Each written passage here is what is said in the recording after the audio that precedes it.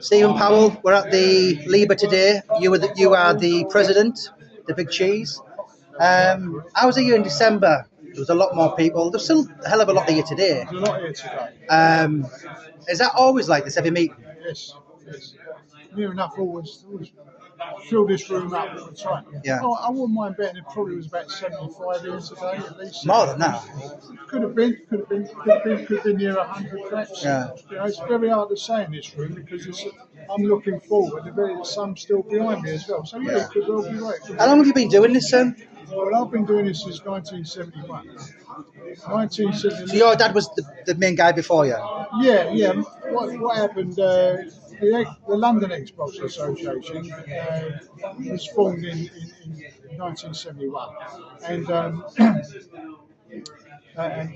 we met. We used to meet at the Tollington Arms, which is in Hornsey Road, and the landlord there was Charlie Webster, the APA champ in 1938. He had the room upstairs above the pub, which was big enough to take about 30 or 40 people. So we started there. My dad, Jack Powell, he became the first secretary. There was Alf Palazzi, who was the first chairman. He came from Newcastle. There was also Charlie Webster was the treasurer, because he had the pub and had a safe. And the other one was George Saul Senior. He had a son, George Saul, who was the actor. And George Saul became the public relations officer. Charlie Webster, the treasurer. My dad did the secretary, and of course Al Palazzi the chairman. So right, we've got that under. So that's the four.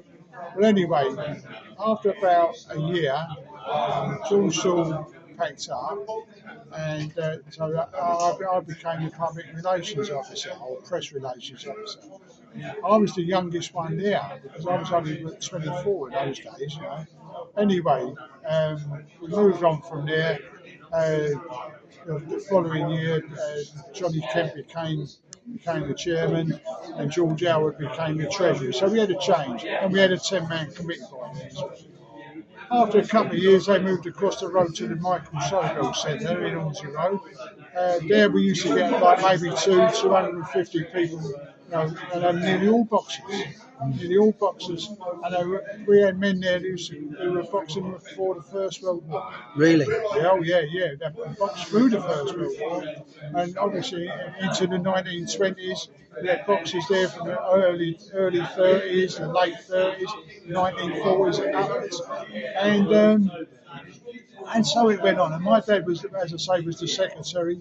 He was very, very involved. My mother became involved as well as his assistant, and really took over their lives. Anyway, as time went by, my dad had a stroke, and then in 1996, unfortunately, passed away. And that's how I became the president. You kind of took over from him? In a way, yeah, because what happened, we had a very, very big funeral. All the boxing people were there, including Frank Warren. Mickey Duff?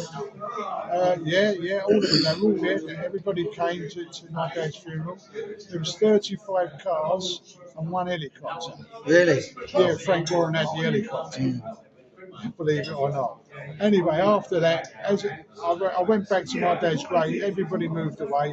I went back to my dad's graveside, and someone come and tapped me on the shoulder.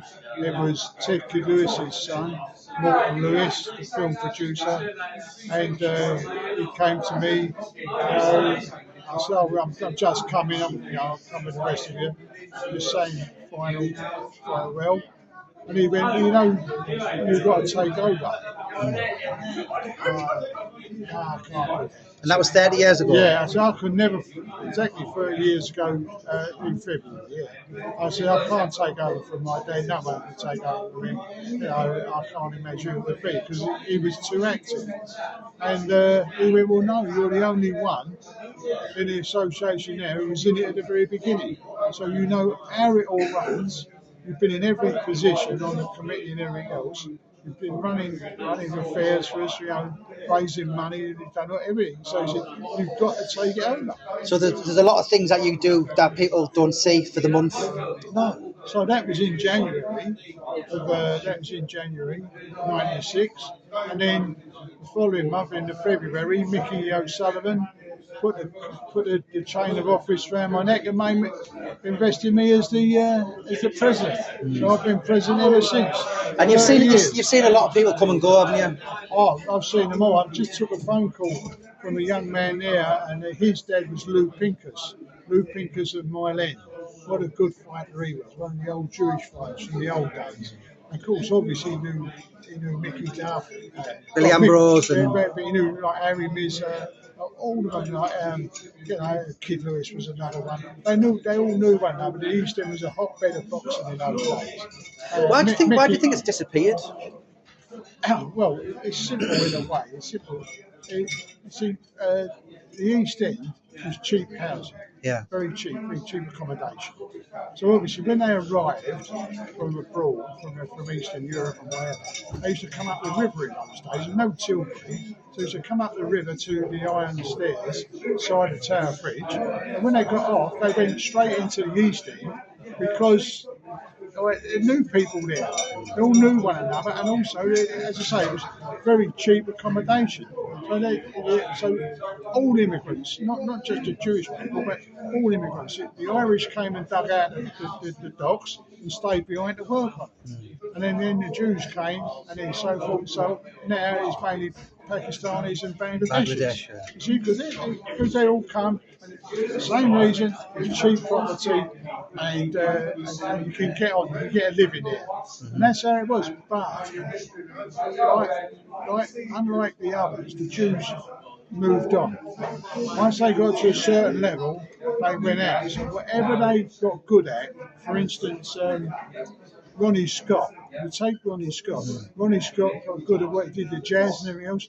He moved out of the East End. Yeah. Jake Solomons, he became a big promoter. He moved out. Did you know Jack Solomons? I met Jack Solomons a few times. So he died at 79, didn't he? Knew him very well. Yeah. I mean, he despised Mickey Duff, but obviously Mickey Duff did to him what Frank Warren's did to him. Exactly the same. Yeah. It's in the story, he's identical. Yeah. Absolutely identical. And the National Sporting Club, exactly the same happened to them because they were pushed out by Jeff Dixon and likes of those, when the Americans promoters coming. So they got pushed over, and then along comes Jack Solomons and pushes them out. And takes over the border control, and then there was Mickey come and pushed out Jack Solomons. Frank Warren come and pushed him out. Eddie Hearn. And Eddie Hearn now pushing Frank over. Yeah, it's a circle of life, isn't it? Yeah, but I think Frank's fighting back a bit. Yeah, absolutely. I mean, do you know Frank Warren well then? Yeah, very well. Has he been to many of your meetings? Or? No, because he likes his Sundays. See, he likes his Sundays. Not only that, he's rather prolific now at the moment. He's so busy. And he's all over the world, different places. But what can I say? He has been to meetings and he's been to lots of functions for us. And he doesn't forget where he's from, like the. Oh, he's a good benefactor. Yeah. That's when he don't forget. Sometimes I say, I must say it's got to be. Yeah. No, do you know what? It's been an absolute pleasure, and I'll see you. I'll see you at the next meeting. Yeah, nice. Lovely. As I say, some of our fighters we had here over the years, it's unbelievable. Yeah. Good fighters.